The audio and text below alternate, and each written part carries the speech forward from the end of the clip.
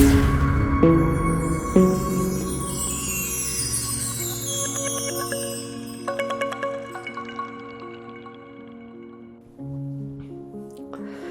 বন্ধুরা, কেমন আছো তোমরা সবাই?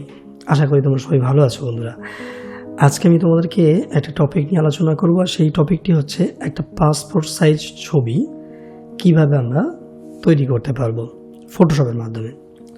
তো এই পাসপোর্ট সাইজ ছবিটি তৈরি করার জন্য আমি যে সফটওয়্যারটি ব্যবহার করব বন্ধুরা, সেটা আমি নিচ্ছি অ্যাডোবি ফটোশপ 7.0।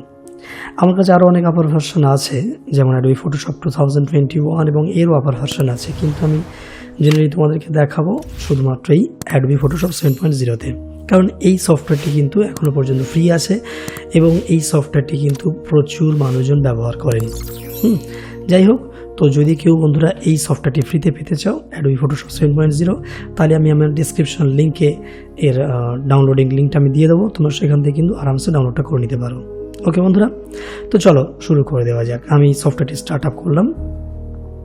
ব্যাস, স্টার্ট আপ হচ্ছে সফটওয়্যারটি।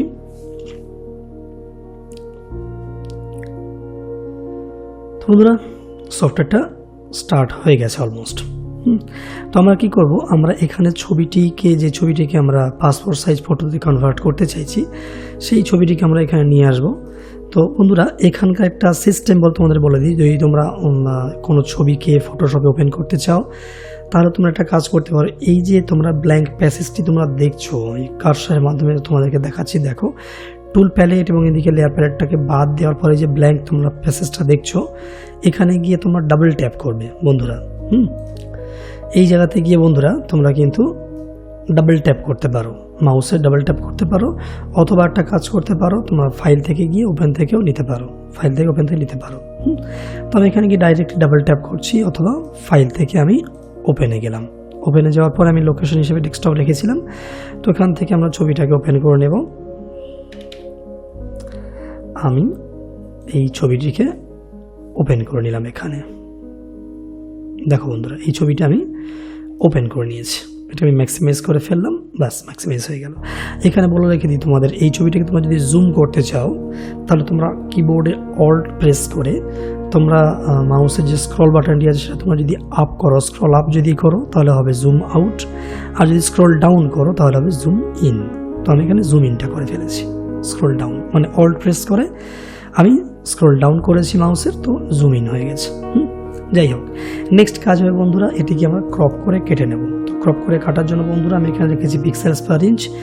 আমি কত রেজলিউশনে কাটবো এবং তার উইথ আর হাইটটা কত হবে সেটা আমরা দেখে ফেলবো। তো আমি এখানে উইথ রাখছি 1.5 ইঞ্চ, আইএনটা উল্লেখ করলাম, আর এখানে দিলাম 2.5 আইএন ইঞ্চ। আমি এন্টার প্রেস করলাম, আর রেজলিউশনটা রাখছি 300, এটা করলাম 200। এবং যখন এটা হয়ে যাবে বন্ধুরা, নেক্সট তোমরা একটা কাজ করো, তোমরা এখানে গিয়ে জাস্ট ড্র্যাগ করে না বন্ধুরা, তো দেখে নাও এখানে এভাবে চলে আসছে। তো আমরা এটাকে পজিশনিং করলাম ফার্স্ট। এক্ষেত্রে বলে রেখে দিই, আমার কিন্তু এখানে এক্স্যাক্টলি যে সাইজটা, যেটা ওই হাইট, এটা একটু বেশি হয়ে গেছে। তো এটা আমরা 2.5 দেবো না, আমি একটু ক্যান্সেল করলাম, রাইট ক্লিক করে ক্যান্সেল করছি। তোমরা এটা কাজ করে 2.5 দেওয়ার দরকার নেই, এটাকে তোমরা জাস্ট 2 ইঞ্চ রাখো, রেখে দিয়ে এখানে ড্র করো। দেখুন এখানে পারফেক্টলি চলে এসেছে এবং এটাকে আমরা প্লেসিং করলাম। ব্যাস, প্লেসিং করলাম বন্ধুরা। এবার এটা যে হয়ে গেছে, একটা কাজ করবো আমরা, এখান থেকে আমরা ভিউতে যাব, এই অল্ট প্রেস করে আমরা আবারও জুম ইন করে ফেললাম। ব্যাস, জুম ইন হয়ে গেছে। একটা জিনিস খেয়াল করবো বন্ধুরা, এখানে একটা কিন্তু শ্যাডো এখানে আছে, তাই না বন্ধুরা?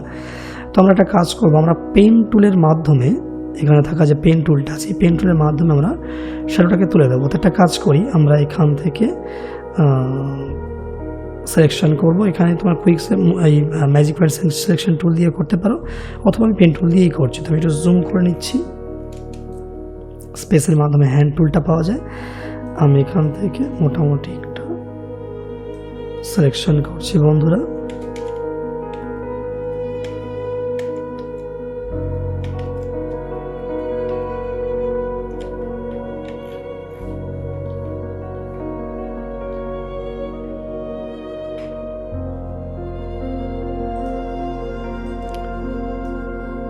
পেন টুলের মাধ্যমে আমরা এটাকে সুন্দর করে সিলেকশন করে ফেলছি।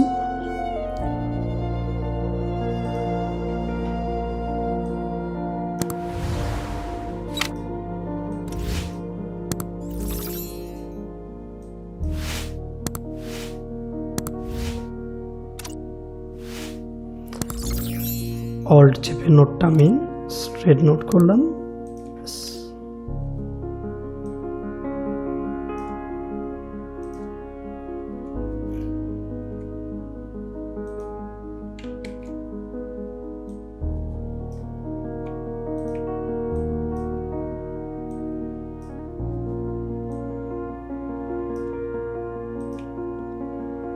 বন্ধুরা এটাকে সুন্দর করে সিলেকশন করে নিও, যেহেতু এর শ্যাডোটা আছে।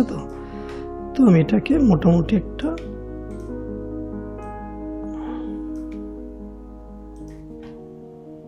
ওই দিকে আমি আর যাবো না, জাস্ট এইটুকু পর্যন্ত রাখবো, একটু কালারটা ম্যানেজ করবো, ব্যাস, এর বেশি কিছু না। তো বন্ধুরা এটা হয়ে যাওয়ার পরে কাজ হবে, আমি এখান থেকে ঘুরিয়ে নিচ্ছি, এভাবে নিয়ে জয়েন করে ফেললাম, ব্যাস। রাইট ক্লিক করছো বন্ধুরা, বা সিলেকশনে যাবেন, রাইট ক্লিক করার পর একটা ফেদার রাখলাম, 1 পিক্সেল এখানে ফেদার দিলাম, দিয়ে ওকে প্রেস করছি। তো এখন সিলেকশন হয়ে গেছে।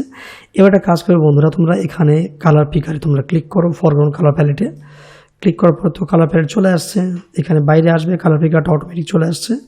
আই ড্রপারটা নিয়ে নিচ্ছ পিক করে, ওকে প্রেস করলে, এবং এখানে কালারটা অ্যাপ্লাই করবার জন্য যেহেতু ফরগ্রাউন্ড কালারটা আছে, তো আমরা keyboard shortcut alt delete press করবো ফরগ্রাউন্ড কালারটা এখানে অ্যাপ্লাই করে দেওয়ার জন্য, এবং কন্ট্রোল ডি প্রেস করে সিলেকশনটা বন্ধ করে দিলাম। তো বন্ধুরা দেখে নাও, এখানে কিন্তু কালারটা চলে এসেছে অলরেডি, তাই না?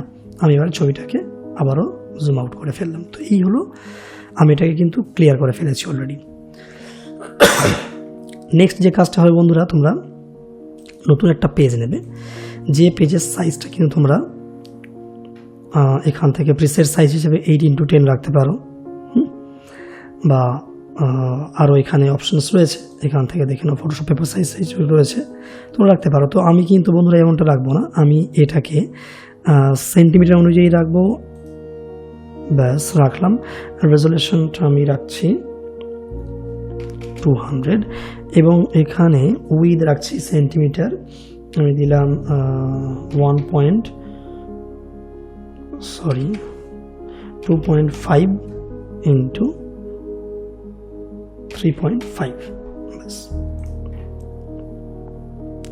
যদি এটা ট্রান্সপারেন্ট চলে যায়, আমি ট্রান্সপারেন্ট নেব না, আমি আবার একটু পেজে গেলাম, সেখান থেকে এটাকে ট্রান্সপারেন্ট না করে এটাকে আমি হোয়াইট করলাম, আপাতত হোয়াইট করে এটিকে আমি এভাবে নিলাম। হাইটটা বড্ড বেশি হয়ে গেল, আমি একটা কাজ করি, এটাকে আমি 3.5 না করে এটাকে আমি 3.3 রাখলাম, ব্যাস। তো এভাবে চলে আসলো। এবার এই যে ছবিটা আমরা করেছি বন্ধুরা, এই ছবিটাকে তোমরা টেনে নিয়ে ওই ডকুমেন্টে চলে যাও। আমি আসলাম এখানে, আসার পরে বড় করছি, আমরা একটা কাজ করব, কন্ট্রোল টি প্রেস করে ছবিটাকে আমরা রিসাইজ করবো, এভাবে ছবিটাকে রিসাইজ করে ফেললাম একটু, ব্যাস। একটু প্লেসিং করে নেব সুন্দর করে। আর তোমরা যদি মনে করো তোমার ছবিতে একটা স্ট্রোক অ্যাপ্লাই করবে, তোমরা স্ট্রোক অ্যাপ্লাই করতে পারো আরামসে। সেটা তোমরা আসবে এডিট থেকে চলে যাবে স্ট্রোক অপশনে গিয়ে তোমরা কি কালারের স্ট্রোক চাইছো ক্লিক করবে কালার প্যালেটে, এখান থেকে ধরো হোয়াইট কালারের স্ট্রোক চাইছি, ওকে প্রেস করলাম। এবার এখান থেকে আমরা ইনসাইড করে দেবো, ইনসাইড করে দিয়ে আমরা এখান থেকে পিএক্সটা বাড়িয়ে দেবো। আমি ধরো এটা দিলাম, ধরো 10 px দিলাম, দিয়ে ওকে প্রেস করছি। তো দেখে না বন্ধুরা, ওকে প্রেস করলে এটা স্ট্রোকটা ইনসাইড হয়ে গেছে। আমরা একটু প্লেসিং করি, কন্ট্রোল টি প্রেস করে একটু,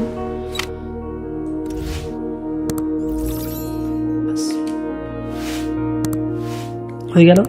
এটা হয়ে যাওয়ার পরে এই যে দুটো লেয়ার হয়েছে এখানে, এই দুজনকে চেন করে দিয়ে, এটা তো সিলেক্টেড লেয়ার, এটা আমি চেন করলাম, করার পরে keyboard shortcut control E press করে এটাকে মার্জ করে নাও।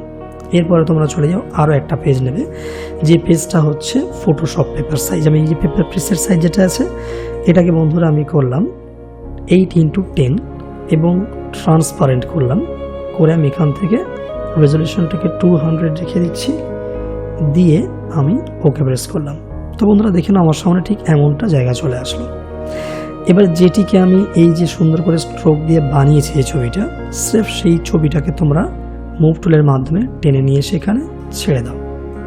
তো বন্ধুরা দেখুন ছেড়ে দিয়েছি এখানে ছবিটা, এটাকে আমি বড় করলাম।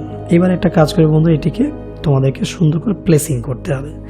আমি একটু এটাকে জুম করে নিই, দেখো বন্ধুরা আমি জুম করে নিয়েছি, সেটা হয়ে গেছে। আমি এটাকে পরপর প্লেসিং করবো। তো তোমরা বন্ধুরা অল্টার চেপে কিন্তু এটাই কপি করতে পারো।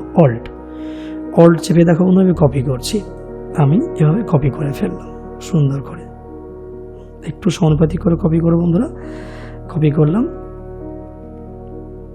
ব্যাস। এবার দেখো বন্ধুরা 3টে বানিয়ে ফেলেছি আমি। তো একটা কাজ করি, আমি এই যে লেয়ারটা যেটা রয়েছে এখানে মোট 3টে ছবি হয়েছে, লেয়ার 2 কপি, লেয়ার 2 কপি 2। তো আমি একটা কাজ করি, এটা এবং এটাকেও চেঞ্জ করে নিলাম, নিয়ে আমি টান দিলাম, তাহলে দেখুন বন্ধুরা একসঙ্গে চলে আসবে। তো যাই হোক, আমরা একটা কাজ করি, আমরা এই 3জনকেও কন্ট্রোল করে মার্জ করে ফেললাম এবং একইভাবে অল্টার চেপে আমরা টেনে দিলাম। তাহলে দেখো বন্ধুরা কেমন সুন্দর হয়ে গেল, তাই না? এই যে নিলাম, একটা এক্সট্রা হয়ে গেছে এখানে। তো আমি একটা কাজ করি, এই যে দুটো আমি বানিয়েছি এদের দুজনকেও আমি চেঞ্জ করে দিয়ে কন্ট্রোল করে মার্জ করে ফেললাম। এরপরে সুন্দর করে প্লেসিং করে রেখে দিয়ে আমরা নিচের দিকে আবার টান দিতে থাকবো। দেখো বন্ধুরা সুন্দর করে আমি টান দিচ্ছি, পরপর আমি এভাবে টান দিয়ে নেব বন্ধুরা। এভাবে তোমরা সুন্দর করে কিন্তু পাসপোর্ট সাইজ ছবি তৈরি করতে পারবে। দেখো বন্ধুরা, তো এই হলো পাসপোর্ট ছবি তৈরি করার একটা প্রসেস, তোমাদেরকে আমি দেখালাম। দেখো বন্ধুরা কেমন সুন্দর এটা হয়ে গেছে, সুন্দরভাবে একদম, তাই না? এই দেখে না বন্ধুরা, তোমরা যখন প্রিন্ট করবে, প্রিন্ট করলে কিন্তু খুব সুন্দরভাবে তোমরা ছবিটা পেয়ে যাবে। আর প্রিন্ট করবার জন্য যে অপশনটা তোমরা বেছে নেবে, ফাইল থেকে তোমরা যাবে প্রিন্ট 1 কপি। এবারে তোমরা একটা কাজ করো, প্রিন্ট উইথ প্রিভিউ থেকে একবার ক্লিক করো, তোমরা দেখে নাও যে কেমন শো করছে। দেখে নাও বন্ধুরা ঠিক এভাবেই শো করছে। আমি প্রিন্ট করে দেখাতে পারলাম না, তার জন্য অত্যন্তভাবে দুঃখিত, কারণ প্রিন্ট করে দেখালে যে ক্যামেরার প্রয়োজন হবে সেই ক্যামেরাটা এই মুহূর্তে আমার কাছে নেই, সো আমি দেখাতে পারছি না। তার জন্য আন্তরিকভাবে ক্ষমা প্রার্থী তোমাদের সবার কাছে। কিন্তু তোমাদের কাছে আমি আশা করব তোমরা অবশ্যই করে ঠিক আমি যে প্রসেসগুলো তোমাদেরকে দেখিয়েছি এই প্রসেসের মাধ্যমে তোমরা যদি কাজগুলো করো তাহলে কিন্তু সঠিকভাবে তোমরা প্রিন্টটা পাবে, একদম সঠিকভাবে তোমরা প্রিন্টটা পাবে বন্ধুরা। তো এখান থেকে প্রিন্টে ক্লিক করলে কিন্তু প্রিন্ট হয়ে যাবে। আমি আপাতত ক্যান্সেল করছি, প্রিন্ট আমি করছি না। তো বন্ধুরা কেমন লাগলো তোমাদের এই ভিডিওটি, এই প্রিন্টিং করার যে পদ্ধতিটি কেমন লাগলো? যদি তোমাদের এই প্রিন্টিং করার পদ্ধতিটি ভালো লাগে থাকে বা এই পাসপোর্ট ছবি তৈরি করার যে টেকনিকগুলো আমি তোমাদেরকে দেখালাম যদি ভালো লেগে থাকে তাহলে অবশ্যই করে আমাকে সাপোর্ট করো, চ্যানেলটিকে সাবস্ক্রাইব করো আর লাইক কমেন্ট শেয়ার করতে এতটুকু ভুলো না। বন্ধুরা, তো আজকের মতো বিদায় জানাচ্ছি তোমাদের কাছ থেকে।